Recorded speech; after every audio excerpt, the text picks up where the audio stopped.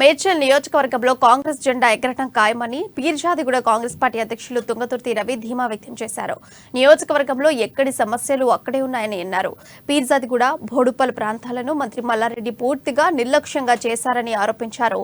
మేడ్చల్లో తోటకూర వజ్రేష్ యాదవ్ గెలవబోతున్నారని అంటున్న పీర్జాదిగూడ కాంగ్రెస్ అధ్యక్షులు తుంగతుర్తి రవితో మా బ్యూరో రిపోర్టర్లు ప్రణయ్, రాజు స్పెషల్ ముఖాముఖి.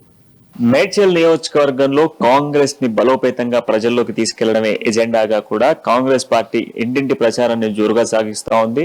అంతేకాకుండా నియోజకవర్గ వ్యాప్తంగా కూడా కాంగ్రెస్ పార్టీ అభ్యర్థిని గెలిపించేందుకు ప్రతి నాయకుడు కూడా ఈసారి నిలబడ్డటువంటి ఒక ఎమ్మెల్యే అభ్యర్థిగా ఉన్నటువంటి తోటకూర వజ్రేష్ యాదవ్ ను గెలిపించడం కోసం అహర్నిశలు కృషి చేస్తున్నటువంటి నాయకులు మనం చూస్తా ఉన్నాం. ఇక ప్రజాక్షేత్రంలోకి వెళ్తున్నటువంటి నాయకులకు ప్రజలు ఏమంటా ఉన్నారు, స్థానికేత సమస్యలు ఏమొస్తా ఉన్నాయి, దీనికి సంబంధించి పూర్తి డీటెయిల్స్ కూడా తెలుసుకుందాం. మనతో పాటుగా ఫిర్యాదు కూడా కాంగ్రెస్ పార్టీ అధ్యక్షుడు మనతో తుంగతుర్తి రవి ఉన్నారు, ఆయనతో మాట్లాడదాం.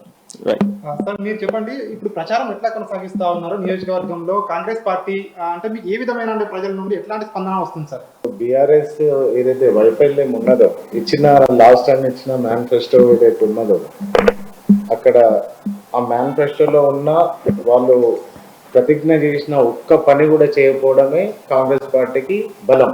ఈరోజు మా జంట నగరాలు ఏదైతే పీర్జాదిగూడ, బోడుప్పల్ కార్పొరేషన్లో రెండోసారి గెలిచిన తర్వాత ఇప్పటివరకు ఏం చేసిరు అనేసి అడిగితే వాళ్ళ దగ్గర సమాధానం లేదు. వాళ్ళు చేయకపోవడమే మాకు బలం. ఈరోజు వాళ్ళ వైఫల్యాన్ని మేము అంటగడుతూ ఉన్నాము, పబ్లిక్ లో పోయి కూడా అదే చెప్తున్నాము.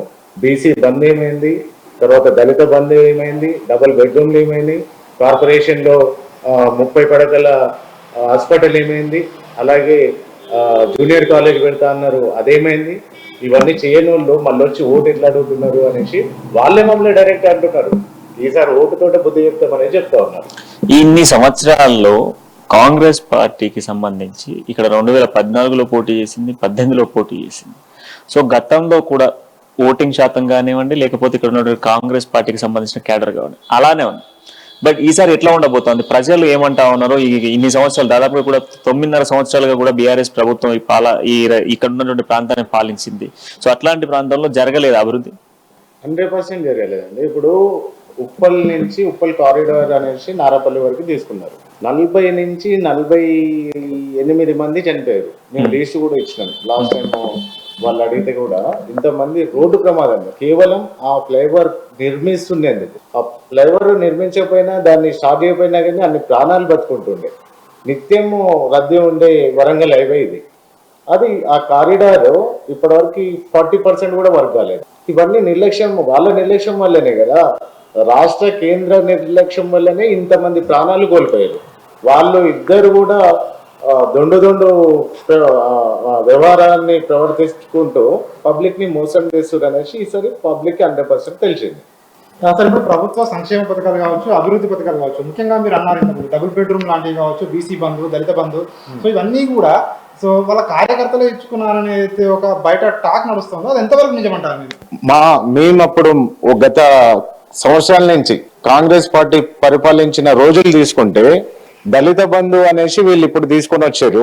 ఆ దళితులని కూడా దళిత బంధు అనేసి ఊర్లో ఒక 100 కుటుంబాలు ఉంటాయి, 1-2 కుటుంబాలకి ఇచ్చేది. ఇది వాస్తవం. ఇది ప్రతి నియోజకవర్గంలో అడగండి, వాళ్ళు చేసిన మోసం అదే. దళిత బంధు ఇస్తున్నాం అనేసి హుజూరాబాద్ ఎలక్షన్ల అప్పుడు తీసుకొని వచ్చిండు దాన్ని పాలసీ, ఆ జియో తీసుకొని వచ్చి ఇప్పటి వరకు వాళ్ళు ఇచ్చిన లిస్ట్ అడిగితే ఇవ్వరు. ప్రతి ఊర్లో వీళ్ళు ప్రజలందరూ వాళ్ళు రివర్స్ కావడానికి ముఖ్య కారణం ఏంటంటే వాళ్ళని మబ్బి పెడుతున్నాడు, వాళ్ళని మోసం చేస్తున్నాడు అనేసి వాళ్ళకి ఈసారి బుద్ధి చెప్తాం అనేసి వాళ్ళు రెడీ ఉన్నారు. సో ఇప్పుడు కాంగ్రెస్ 6 గ్యారంటీస్ అనేటువంటి ఇంప్లిమెంటేషన్ తో ప్రజల్లోకి వెళ్తా ఉన్నాం, డోర్ టు డోర్ క్యాంపెయిన్ చేస్తా ఉన్నాం. సో చదువుకున్న వాళ్ళకు ఆ గ్యారంటీస్ ఏంటి అన్నటువంటి అవగాహన ఉంది. సో చదువులేని వాళ్ళు చాలా మంది ఉంటారు. సో ఇంట్లో ఉన్నటువంటి మహిళలకు సంబంధించి కావచ్చు, వీళ్ళకి ఎట్లా ఎక్స్ప్లెయిన్ చేస్తా ఉన్నారు, వాళ్ళు ఎలా అంటున్నారు? మేము మా మేనిఫెస్టో తీసుకొని పోయి డైరెక్ట్ పెద్దలు ఎవరైతే పెద్ద మనుషులు ఉన్నారో వాళ్ళకి మీ మనవరాలతోటి చదివించుకోండి అమ్మా, మా గ్యారంటీలు ఏంది, మేము ఇచ్చినవి ఏంది, మేము మాట ఇస్తే ఎట్లుంటుంది కాంగ్రెస్ పార్టీ అంటే వాళ్ళు 100% స్వాగతిస్తున్నారు. మీరు సరే లాస్ట్ టైం ఓడిపోవడానికి కొన్ని కారణాలు ఉండొచ్చు, మళ్ళీ రెండోసారి ఫస్ట్ సారి నాకు టైం సరిపోలేదు, రెండోసారి అవకాశం ఇద్దామనేసి కేసీఆర్కి బీఆర్ఎస్కి అవకాశం ఇచ్చారు. కానీ వీళ్ళు చేసిన మోసాలకి వాళ్ళు ఎవరైతే ఇప్పుడు పబ్లిక్ పెద్ద మనుషులు చెప్తున్నారు, మా పిల్లలకి మా మనవాళ్ళకి కూడా ఇప్పటి వరకు ఉద్యోగాలు ఇవ్వలేదా, మమ్మల్ని మోసం చేసిండు, మోసం చేస్తూనే ఉన్నాడు, ఈసారి మేము మోసపోమనేసి డైరెక్ట్ చెప్తున్నారు వాళ్ళు. సార్ ఇప్పుడు బోడుపల్లి ఫిర్జాదిగూడలో ముఖ్యంగా మంత్రి మల్లారెడ్డి ఇక్కడ ఈ నియోజకవర్గాన్ని కానీ లేకుంటే ఇక్కడ ముఖ్యంగా ఏదైతే ఇక్కడ మున్సిపాలిటీ ఉందో దీన్ని పట్టించుకోవట్లేదు అని చెప్పి గతంలో కూడా మీరు చాలాసార్లు విమర్శలు చేశారు. ఇది రాజకీయ విమర్శలేనా లేదంటే ఇందులో వాస్తవం ఏమైనా ఉందా? ఇక్కడ స్థానికంగా 2 మేయర్లు ఉన్నారు. మా కార్పొరేషన్ లో 26 మంది కార్పొరేటర్లు. వీళ్ళకి ఏంటంటే కౌన్సిల్లో ఇంకెవరన్నా ప్రశ్నించేటోళ్ళు ఉంటే వాళ్ళు ఉండొద్దు అనేసి వేరే పార్టీలకు గెలిచిన వాళ్ళని కూడా వాళ్ళు కొనేసుకున్నారు డబ్బులు పెట్టి. టికెట్లు అమ్మిండు ఆయననే. ఇప్పుడు టికెట్లు మళ్ళీ గెలిస్తే కూడా మళ్ళీ అమ్ముతాడు అనేసి ఈ ఏదైతే ఇప్పుడు బీఆర్ఎస్ కార్పొరేటర్లే ఆయన ఓడగొడతారు. ఇది 100% రిజల్ట్స్ వచ్చిన తర్వాత మళ్ళీ ఇదే జరుగుతుంది. తర్వాత ఈ కార్పొరేషన్ 2 మేయర్లు ఉన్నారు కదా, వాళ్ళందరినీ కూడా ఒక డిబేట్ పెట్టండి. వాళ్ళు ఏం పని చేసారు, ఏం చేయలేదు, వాళ్ళ లిస్ట్ తీసుకొని రమ్మని చెప్పండి. మేము ఏం చేయలేదో కూడా మేము తీసుకొని పోతాం. ఆ డిబేట్ లో ఏం జరుగుతుందో మీ కళ్ళకు కట్టినట్టు మీకు అర్థమైపోతుంది. వాళ్ళు చేసిరా చేయలేదా, పబ్లిక్ దగ్గర పోతే ఇప్పుడు తరిమి కొట్టే పరిస్థితులు ఉన్నాయి. ఓటు అడగడానికి కూడా అర్హత లేదు ఈసారి వాళ్ళకి. ఓటు అర్హత లేదని మీరు అంటున్నారు. బట్ ఈసారి భారీ మెజారిటీతో మేము గెలవబోతా ఉన్నాం. గతంలో 80,000 మెజారిటీతో గెలిస్తే ఈసారి రౌండ్ ఫిగర్ 1,00,000 మెజారిటీతో బీఆర్ఎస్ పార్టీ గెలుస్తుంది. మల్లారెడ్డి మళ్ళొకసారి మంత్రి కాబోతా ఉన్నాడు అని చెప్పేసి మీరు అన్నటువంటి ఆ కార్పొరేషన్ లో ఉన్నటువంటి మేయర్లే వాళ్ళే ప్రకటిస్తా ఉన్నారు. ఇప్పటికీ వాళ్ళని ఈసారి వాళ్ళ మేనిఫెస్టో తీసుకొని ఓట్లు అడగడానికి ఆ బోన్సర్లను లేకుండా దిగామని చెప్పండి. ఈ నాయకులని ఆ బోన్సర్లని ఇప్పుడు మల్లారెడ్డి ఎందుకు వస్తలేడు? వాళ్ళ కూడల్ని పొదువుకులు ఇక్కడనే పెట్టాల్సిన అవసరం ఏమున్నది? డబ్బుల సంచులతోటి యువతని సాయంత్రం టైంలో చూడండి, ఒక్కొక్క పార్కులల్లో మొత్తం యువతలో ఒక 18-19 ఏళ్ళ పిల్లలని కూసపెట్టి రాయిపిస్తున్నారు. ఎలక్షన్ ఆఫీసర్లకు చెప్తే మా ఫోన్లే లిఫ్ట్ చేయరాళ్ళు. ఇంత అరాచకం జరుగుతుంది. ఇదంతా కూడా ప్రజలు గమనిస్తా ఉన్నారు. పిల్లలకు ఉద్యోగాలు ఇవ్వడం చేత కాదు కానీ వాళ్ళకి తాగిపియడము, ఇంత యూత్ కింద అనేసి డిసైడ్ చేస్తున్నారు, కులానికి ఇంత అనేది డిసైడ్ చేస్తున్నారు. అంత దళిద్రం ఎందుకు? మీరు కరెక్ట్ పని చేస్తే మిమ్మల్ని పూలల్లో పెట్టుకొని చూసుకుంటుండే కదా పబ్లిక్.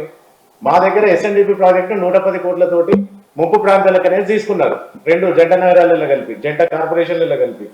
దాంట్లో 10-12% కన్నా ఎక్కువ వర్క్ రాలేదు. కాంట్రాక్టర్ రిటర్న్లో రాసిచ్చిపోయిండు మేము ఈ పని చేయలేము అనేసి.